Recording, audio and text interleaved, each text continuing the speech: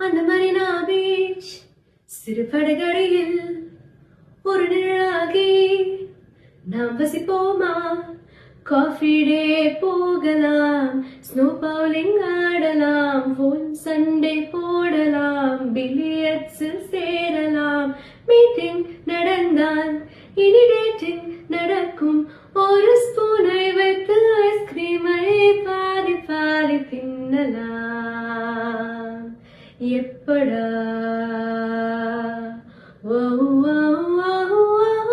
சந்திப்போமா, இருவரும் சந்திப்போமா, ஜூலை காற்று ஜூபிட்டரின் ஒரு முறை சந்திப்போமா? சந்திப்போமா, நச்சூரில் சந்திப்போமா, காதல் சுவாசம் போலவே இருவரும் ஜீவிப்போமா?